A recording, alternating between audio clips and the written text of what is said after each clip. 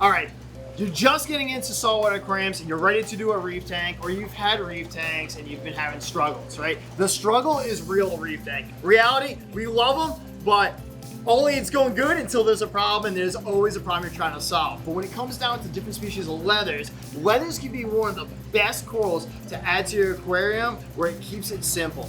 And the flow looks great with them moving back and forth, and the different color diversity really brings any all-in-one or large aquarium together, and also the instant gratification for how fast they grow. Right in front of us, we're looking at toadstool leathers, we're looking at sinularias. What else we got here, Eli? Ton of leathers in this tank. The big major players are going to be the toadstools like you just mentioned, but we have probably 4 or 5 at least different varieties here. Some that are kind of green, some that are almost blue, and some that are pink and yellow in color. Now, Chris frags all these and brings these to the shop, and these are usually spread throughout all the different sections. What I like about, especially like the toadstool leathers, is anyone that loves anemones and afraid to do anemones inside the tank is you're talking about a species that stays in one spot, grows big, you get the nice polyp extension growth off of it, and the clownfish will host the toadstools where it's staying in one spot. Also, the sinularias with the fluorescent greens and different colors really bring different colors to the tank.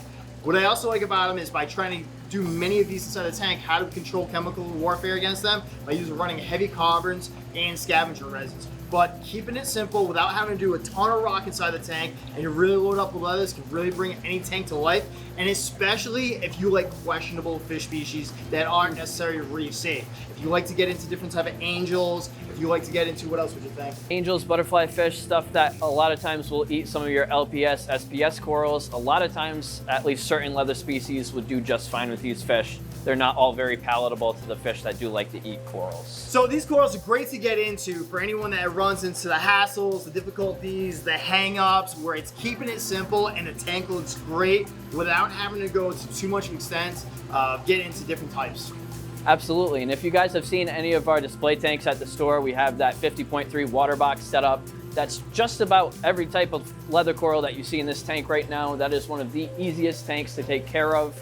It really helps to have a really full tank, stuff that grows very quickly, just to load it up with leathers, and you really don't have to worry about it too much. Just like Scott mentioned, making sure you keep up on changing out your carbons and your resins in the filter helps to cut down on coral warfare, but otherwise these corals are really easy, very forgiving, and fill a tank up very easily.